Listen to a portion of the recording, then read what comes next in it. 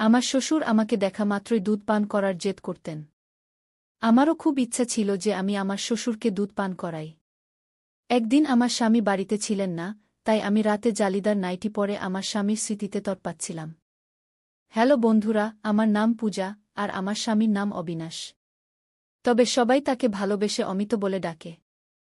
আমরা চণ্ডীগড়ের বাসিন্দা। আজ আমি আমার জীবনের এমন একটি গল্প বলতে যাচ্ছি, যা শুনলে তোমাদের হুঁশ উড়ে যাবে। আমার বিয়ে হয়েছিল মাত্র 5 দিন হয়েছে। আমার শ্বশুর আমাকে ডেকে ডাকলেন। আমার শ্বশুরবাড়িতে শুধু আমার শ্বশুরই থাকতেন। আমার স্বামী বিয়ের রাতেই আমাকে বিশেষভাবে বলেছিলেন যে আমার বাবা খুব রাগী। তার কোনো কথায় কখনো না বলবে না, নইলে তিনি রেগে পাগল হয়ে যান। আর আমি 3 দিন ধরে এটাই দেখছিলাম। যখনই তিনি আমার স্বামী অমিতকে একবার ডাকতেন, অমিতের মুখের রং উড়ে যেত। তার মনে হতো যেন ভয়ে কাঁপছে, আর তৎক্ষণাৎ ঘর থেকে বেরিয়ে যেত। আমার স্বামীর এই দুষ্টুমি দেখে আমার মনে শ্বশুরের প্রতি খুব সম্মান জন্মেছিল। রাগের মধ্যে তিনি সত্যিই ভয়ঙ্কর ছিলেন। চতুর্থ দিনে সকালে অমিত আমাকে বললেন, আজ আমরা বাইরে ঘুরতে যাব। আমি খুব খুশি হয়েছিলাম। কিন্তু ঠিক তখনই আমার শ্বশুর অমিতকে ডাকলেন। তিনি তৎক্ষণাৎ ঘর থেকে বেরিয়ে গেলেন। বাইরে থেকে আমি আমার শ্বশুরের চিৎকার চেঁচামেচির আওয়াজ শুনতে পেলাম। তিনি বলছিলেন, 3 দিন বিয়ের হইচই যে কেটে গেছে। তুমি কি বোঝো তুমি ফ্যাক্টরিতে না থাকায় কত ক্ষতি হতে পারে? আর আজ আবার তুমি ছুটি নিয়ে বসে আছো। এখনই ফ্যাক্টরিতে যাও, শ্রমিকদের মাথার উপর দাঁড়াও যাতে তারা ঠিকমতো কাজ করে। তোমার বিয়ে আমি এজন্য করিনি যে তুমি ঘরে বসে তোমার বউয়ের সঙ্গে সময় কাটাও। আর তোমার বুকে বলো রান্নাঘরের দায়িত্ব সামলাক। এখানে আর কোনো মহিলা নেই যে তার নখরা সহ্য করবে কি। এ কথা শুনে আমার খুব রাগ হয়েছিল। বিয়ের মাত্র 3 দিন হয়েছে, আর আমিই তো নাস্তা বানিয়ে দিচ্ছিলাম। তবু আমার শ্বশুর আমার রান্নায় অনেক খুঁত ধরেছিলেন। কিন্তু অমিত আমাকে ভালোবাসা দিয়ে বোঝালেন, বাবার কথায় মন খারাপ করো না গি। 4 দিন ধরে আমি এই ভেবে উলঝেছিলাম যে শ্বশুরের মেজাজ এমন কেন। কিন্তু আজ তিনি যে হইচই করলেন, আমি তো ভয়ে কেঁপে গেলাম। অমিত যখন ঘরে ফিরলেন তার মুখ শুকিয়ে গিয়েছিল। তিনি বললেন, মাফ চাই, আমাকে যেতে হবে। আমি বললাম, কোনো ব্যাপার না, কাজ আগে। বাইরে আমরা পরে যাব। আমি কোনো আপত্তি করিনি। অমিত ফ্যাক্টরিতে চলে গেলেন। আমি রান্নাঘরে গিয়ে অনিচ্ছায় বাসন ধোয়া শুরু করলাম। বিয়ের চতুর্থ দিনেই আমাকে খাবার বানাতে হলো, আর বাড়ির সব কাজও আমাকেই করতে হলো।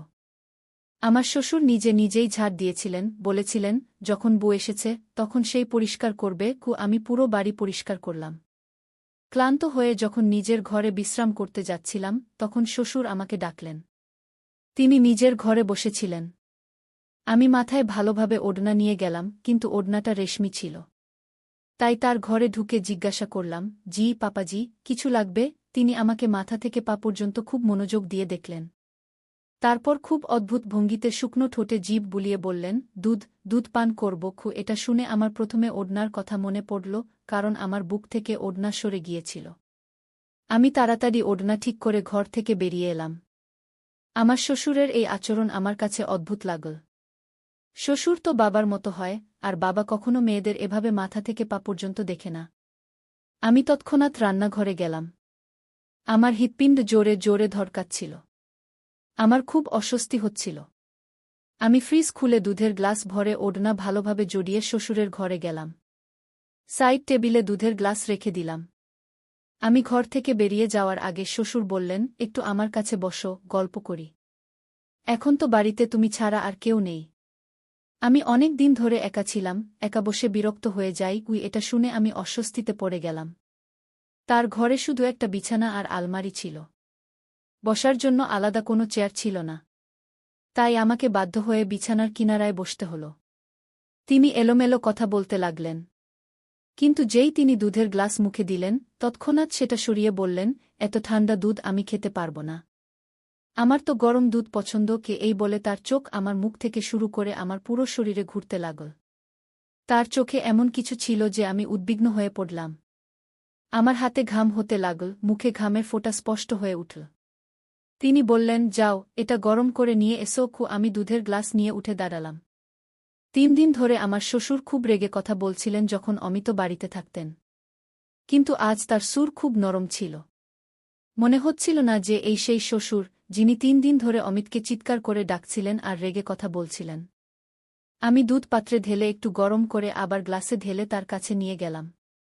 গ্লাস এগিয়ে দেওয়ার সময় তিনি গ্লাসের সঙ্গে আমার হাতও ধরে ফেললেন। আমার যেন পুরো শরীরে কারেন্ট বয়ে গেল।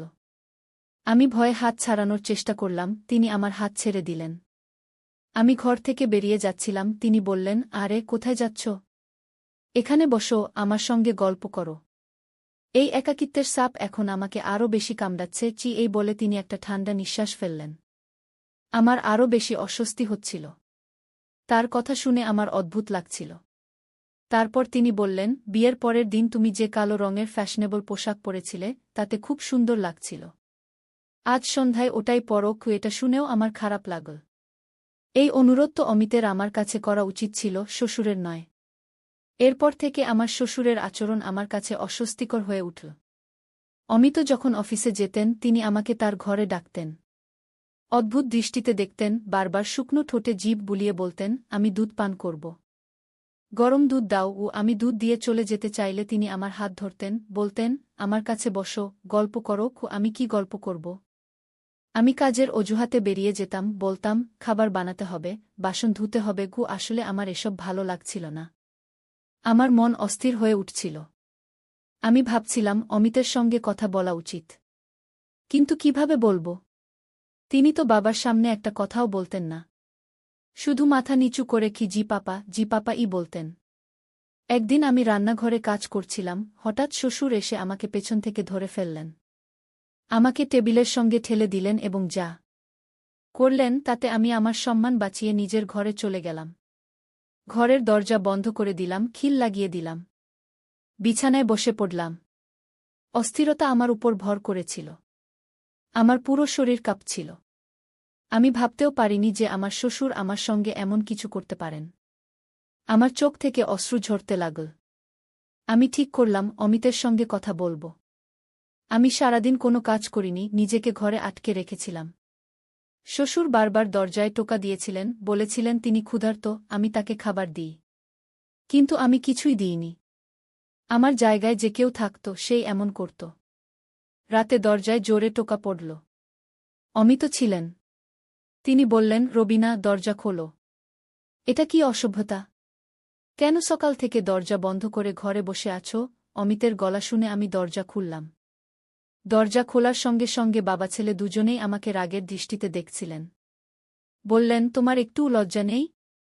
আমার বাবা সকাল থেকে না খেয়ে আছেন, আর তুমি তাকে রুটিও দাওনি। তার ডায়াবেটিস আছে, তার শরীর খারাপ হলে এর দায় কে নেবে? আমি বললাম, আমি তার দায়িত্ব নিতে পারব না। ভালো হয় আপনি অন্য ব্যবস্থা করুন। আমার এই কথায় অমিত রেগে গেলেন। বললেন, এটা কি অসভ্যতা? পেছন থেকে শ্বশুর বললেন, দেখছ, এখনো 7 দিন হয়নি, আর এর রং দেখাতে শুরু করেছে। আমি আগেই জানতাম এই মেয়েরা বিয়ের পর এমনই করে। আলাদা হওয়ার স্বপ্ন আগেই দেখে ফেলে। আমার স্বামী বললেন, আজ তুমি কথা বললে। পূজা, আরেকবার বললে তালাকের কাগজ হাতে দেব। আমি তোমাকে ত্যাগ করব। এটা শুনে আমার মুখের রং উড়ে গেল। আমার বাবার 7 মেয়ে, তিনি গরিব মানুষ। অনেক কষ্টে দেনমোহর জোগাড় করে একে একে মেয়েদের বিয়ে দিচ্ছিলেন। আমার মা আমাকে বিদায়ের সময় বলেছিলেন, কখনো ঝগড়া করে বাড়ি ফিরে আসিস না। স্বামী আর শ্বশুরের সব কথা মানিস, নিজের সংসার গড়ার চেষ্টা করিস। কিন্তু আমার শ্বশুর যা চাইছিলেন তা আমি করতে পারতাম না। তার আচরণ আর অকারণে অপমান দিন দিন বাড়ছিল। তখন অমিত এত রেগেছিলেন যে আমি যদি কিছু বলতাম তিনি আমাকেই মিথ্যাবাদী বলতেন। আমি কোনো উত্তর দিলাম না। চুপচাপ বিছানায় বসে পড়লাম। আমার শ্বশুর বললেন, অমিত, এটাকে শেষবার বোঝাও। এর মাথা ঠিক করো। নইলে আমি এর মায়ের সঙ্গে কথা বলবো, এর বাবাকে বলবো, তোমার মেয়েকে সামলাও। এই বলে তিনি রেগে চলে গেলেন। আমি শ্বশুরের দিকে রাগের দৃষ্টিতে তাকালাম। অমিত বললেন, তোমার সমস্যা কি? তোমার মাথায় কি 10 জনের দায়িত্ব আছে যে তুমি সামলাতে পারছ না? আমার তো একটাই বাবা মা নেই, ভাইবোন নেই। এমন সংসার পেলে মেয়েরা তো চায় যেখানে কোনো দায়িত্ব নেই। আমি বললাম, কাশ আমার শাশুড়ি দেবরনল থাকত, তাহলে আমি যে অবস্থার মধ্যে দিয়ে যাচ্ছি তা হতো না। আমার কথায় তিনি রেগে আমাকে দেখতে লাগলেন। বললেন, কি সমস্যা তৈরি করেছেন আমার বাবা? তোমার মাথায় শুধু দুবেলা রুটি দেওয়ার দায়িত্ব, তাও তোমার কাছে ভারী মনে হচ্ছে। দেখো, বাড়িতে ঝগড়া ফ্যাসাদ করা হয় না। আমি অফিস থেকে ক্লান্ত হয়ে আসি, এসব দেখতে পারি না। আমার শান্তি চাই। আমি শান্তির জন্যই বিয়ে করেছি, ঝগড়া দেখার জন্য নয় গু। আমি বললাম, অমিত, তাহলে তুমি তোমার বাবার বিয়ে দিয়ে দাও। এটা বলার সঙ্গে সঙ্গে অমিত আমার মুখে একটা জোরে থাপ্পড় মারলেন। বললেন, লজ্জা করে না এমন কথা বলতে? আমার বাবার বয়সে বিয়ে হয়? আমার বাবার দুবেলা রুটিও তোমার কাছে এত ভারী হয়ে গেছে যে তুমি রান্না করতেও পারছ না কি? আমি বললাম, তুমি আমার কথা বুঝছ না কি? তিনি বললেন, কি বুঝব? এটা অর্থহীন কথা। আমার বাবার বয়স ৬০ বছর। তার পা কবরে। তিনি ডায়াবেটিস, রক্তচাপের রোগী। আর তুমি চাও এই বয়সে তিনি একজন মহিলার দায়িত্ব নিক? আমি কি বলবো? তার বাবা তো তার ছেলের বউয়ের দিকে নজর রেখেছেন। আমি বললাম, তুমি বিয়ে দিয়ে দাও। আমি তোমার বাবা-মাকে দুজনকেই সামলাব। আমার কথায় তিনি অদ্ভুতভাবে হেসে বললেন, আমার বাবার দুবেলা রুটি তুমি বানাতে পারছ না, আর তুমি আমার সৎমাকে সামলাবে? দেখো, এই বাড়ি আর ব্যবসা সব আমার বাবার নামে। যদি কেউ তার স্ত্রী হয়ে আসে, সবকিছু নিয়ে নেবে। আমাকে আর তোমাকে ধাক্কা মেরে বের করে দেবে। তুমি তো জানো, বাবা রেগে গেলে কারো কথা শোনেন না। আমিও চুপচাপ তার কথা শুনি। এখন থেকে বাবার বিয়ের কথা মুখে আনবে না এই বলে তিনি ঘর থেকে বেরিয়ে গেলেন। এখন আমি ভাবতে লাগলাম, আমি কি করব? আমি আমার শ্বশুরের এমন আচরণ আর সহ্য করতে পারছিলাম না। আর চলে গেলে আমার সংসার ভেঙে যেত। আমরা মেয়েরা কত অসহায়। সংসার গড়তে কত কিছু সহ্য করতে হয়। আমি তালাক নিলে আমার আর বিয়ে হতো না। তালাকশুদা হলে আমার ছোট বোনদেরও বিয়ের সম্বন্ধ আসা বন্ধ হয়ে যেত। আমি তরপাতে তরপাতে কাঁদছিলাম। ওড়না দিয়ে চোখের জল মুছছিলাম, হঠাৎ অমিতের গলা শুনলাম। তিনি বললেন, পূজা, বাইরে এসো। তাড়াতাড়ি নাস্তা আর পরোটা বানাও। বাবার বাজারের খাবার হজম হয় না। আমি বাইরে গিয়ে নাস্তা বানালাম আর ঘরে ফিরে এলাম। সেদিন আমি খাওয়াও খাইনি। কিন্তু অমিত একবারও বললেন না, তুমি সারাদিন না খেয়ে আছো, খেয়ে নাও। পুরুষরা কখনো মেয়েদের খোঁজ নেয় না। তাদের শুধু নিজের কাজের কথা মনে থাকে। অমিত এমনই একজন ছিলেন। আমি তারপর থেকে মুখ বন্ধ করে ফেলেছিলাম। অমিত যখন অফিসে চলে যেতেন, শ্বশুর আমাকে ডাকতেন। আমি খুব বাধ্য হয়ে তার ঘরে যেতাম। আমাকে দেখে তিনি অদ্ভুত হাসি হাসতেন। বলতেন, তুমি কি ভেবেছিলে? তোমার রূপের জাদু আমার ছেলের মাথায় চড়ে যাবে, আর সে আমাকে ছেড়ে তোমার জন্য আলাদা বাড়ি নেবে? তোমার চিন্তাভাবনা বদলাও। আমি তার ডানা কেটে রেখেছি। সে চাইলেও কোথাও যেতে পারবে না, তুমিও পারবে না। তাই আমি কোনো ধনী ঘরের মেয়ের সঙ্গে আমার ছেলের বিয়ে দিইনি। কারণ সে আমার ছেলেকে উড়িয়ে নিয়ে যেতে পারত। তোমাকে এনেছি কারণ আমি জানতাম, তোমার বাবার অবস্থা এমন নয় যে সে তোমার সংসার বানানোর পর আবার তোমাকে নিজের বাড়িতে রাখতে পারবে বা আলাদা বাড়ি দিতে পারবে। এখন যদি তুমি চাও তোমার জীবন সহজ হোক, তাহলে আমি যা বলব তুমি তাই করবে। আমি খুব অস্থির হয়ে পড়লাম। তিনি বললেন, যাও, আমার জন্য গরম দুধ নিয়ে এসো। এই শব্দ আমার ভেতরে আগুন জ্বালিয়ে দিল। আমার ইচ্ছা করছিল নিজেকে শেষ করে ফেলি। এমন নোংরা আর অপমানজনক জীবন আমি সহ্য করতে পারছিলাম না। আমি এখন শুধু খাবার তার ঘরে পৌঁছে দিয়ে তৎক্ষণাৎ বেরিয়ে আসতাম। তার কাছে বসতাম না, কথাও বলতাম না। বেশিরভাগ সময় নিজের ঘরে কাটাতাম। একদিন তো সীমা ছাড়িয়ে গেল। আমার শ্বশুর অমিতেরও লজ্জা রাখলেন না। রাতে খেতে খেতে তিনি আমার ফরমাশে বিরিয়ানি বানিয়েছিলাম। বিরিয়ানি খুব ভালো হয়েছিল। খেতে খেতে তিনি বললেন, আজ তুমি আমার মন খুশি করে দিয়েছ। খুব মজার খাবার বানিয়েছ। অমিত এটা শুনে হাসলেন। আমাকে গর্বের দৃষ্টিতে দেখলেন। কিন্তু আমার একটুও খুশি লাগেনি। তারপর শ্বশুর পকেট থেকে ২,০০০ টাকা বের করে আমার দিকে এগিয়ে দিয়ে বললেন, এটা নাও, তোমার পুরস্কার। কিন্তু আমি বললাম, আমি আমার কর্তব্য পালন করছি। এটা আমার লাগবে না। আমার প্রত্যাখ্যানে অমিত আমাকে কড়া দৃষ্টিতে দেখলেন। বললেন, বাবা খুশি হয়ে দিচ্ছেন, না করো না। নিয়ে নাও। অনিচ্ছা সত্ত্বেও আমি ২,০০০ টাকা নিলাম। আমি বাসন তুলতে উঠলাম। আমি উঠতেই শ্বশুরও উঠে দাঁড়ালেন। আমার দিকে এগিয়ে এসে আমাকে জড়িয়ে ধরলেন আর আমার কপালে চুমু খেলেন। আমি যেন পাথরের মূর্তি হয়ে গেলাম। তিনি বললেন, তোমার এই বদলে যাওয়া রূপে আমি খুব খুশি। এভাবে থাকলে খুব তাড়াতাড়ি আমার মনে জায়গা করে নেবে। এই বলে তিনি নিজের ঘরে চলে গেলেন। আমি অমিতের দিকে তাকালাম, যার মুখে কোনো ভাবান্তর ছিল না। কিন্তু আমার এটা খুব খারাপ লাগল। আমি বললাম, পাপার এটা কি ধরনের আচরণ? আমি তার সত্যিকারের মেয়ে নই। তার উচিত আমার সঙ্গে দূরত্ব রেখে কথা বলা।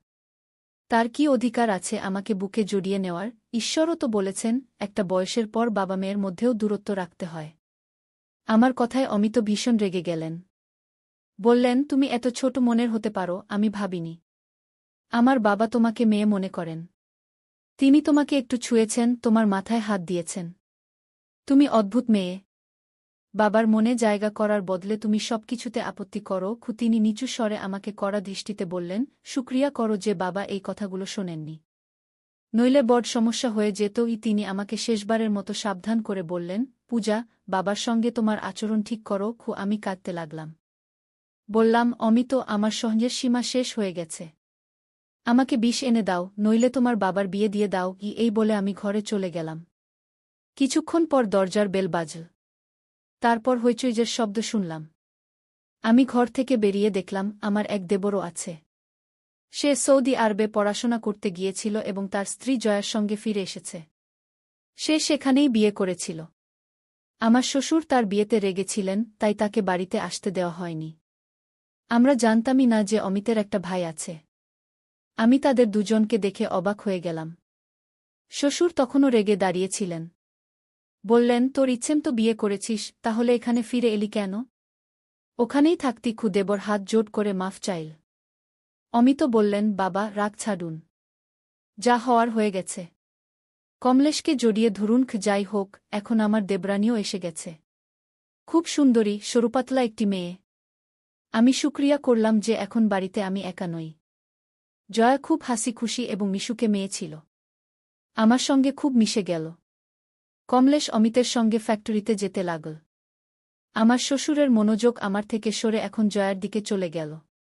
এক রাতে খেতে খেতে তিনি বললেন, এখন থেকে আমার সব কাজ ছোট বউ করবে। জয়াও খুশি মনে রাজি হল।